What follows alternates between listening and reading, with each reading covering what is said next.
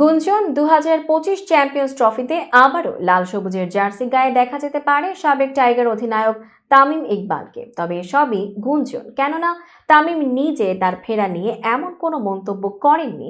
এরই মাঝে চাঞ্চল্যকর একটি তথ্য জানা গেছে তামিম ইকবালের মুখ থেকে। আর কথাটি তিনি বলেছেন পাকিস্তানের কিংবদন্তি ক্রিকেটার সাবেক অধিনায়ক শাহিদ আফ্রিদিকে। বিপিএলকে কেন্দ্র করে শাহিদ আফ্রিদি বর্তমানে বাংলাদেশে অবস্থান করছেন।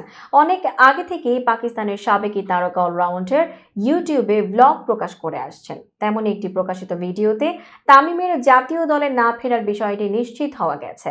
শুক্রবার রাতে আফ্রিদি নিজের ইউটিউব অ্যাকাউন্টে একটি ভিডিও প্রকাশ করেন, যেখানে আফগান অলরাউন্ডার মোহাম্মদ নবী, শাহিন আফ্রিদি ও পাকিস্তানের আরও কিছু খেলোয়াড়দের সঙ্গে আফ্রিদিকে নৈশভোজ করতে দেখা যায়। পাশে বসে থাকতে দেখা যায় ফরচুন বরিশালের অধিনায়ক তামিম ইকবালকেও।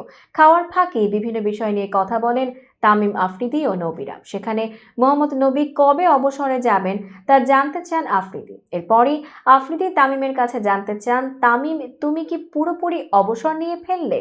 প্রকাশিত ভিডিওতে দেখা যায় পাশের চেয়ারে বসে ব্যাট নাড়াচাড়া করছেন তামিম। তিনি সাবেক পাক অধিনায়কের প্রশ্নের জবাবে বলেন, জাতীয় দল থেকে জাতীয় দলে আর খেলছি না।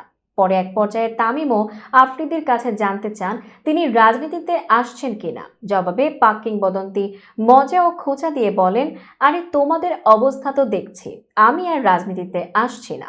তখন সবাই একসঙ্গে হেসে ওঠেন। আফ্রিদি চলমান বিপিএল এ চিটাগং কিংসের ব্র্যান্ড অ্যাম্বাসেডর হিসেবে রয়েছেন। অন্যদিকে তামিম চলমান বিপিএল এ নেতৃত্ব দিচ্ছেন ফরচুন বরিশালকে।